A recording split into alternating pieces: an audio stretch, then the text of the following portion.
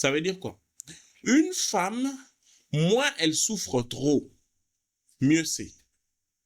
Ça veut dire quoi? Quand tu côtoies une femme qui a beaucoup trop souffert, qui a connu beaucoup d'hommes, qui l'ont brisé beaucoup trop de cœur, elle devient comme une âme blessée.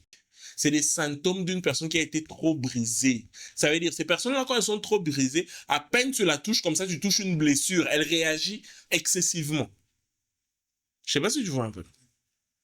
Mais un homme, plus il traverse des difficultés, dans la majorité des cas, surtout s'il sait apprendre, plus c'est.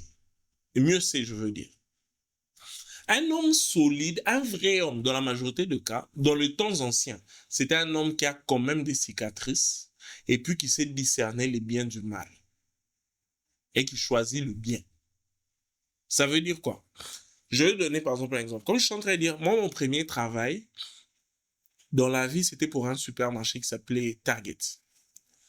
Je devais travailler de 4 heures du matin. Quand je dis 4 heures du matin, ça veut dire 4 heures du matin, je suis là et je commence à travailler. Je devais travailler de 4 heures du matin à environ 12 heures, 13 heures, même si des fois j'allais jusqu'à 16 heures.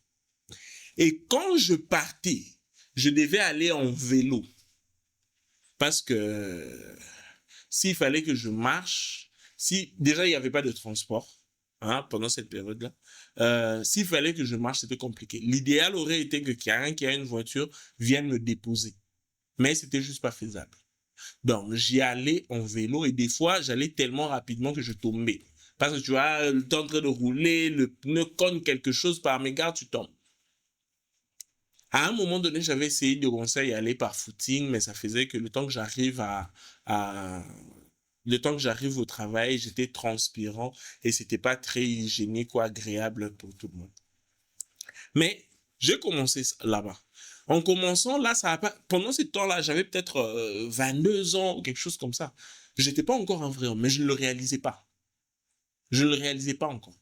C'est que j'estime euh, de moi à cet âge-là, 21 ans, à moi aujourd'hui, si je dois dire qu'est-ce qui a fait de moi un homme, je dirais que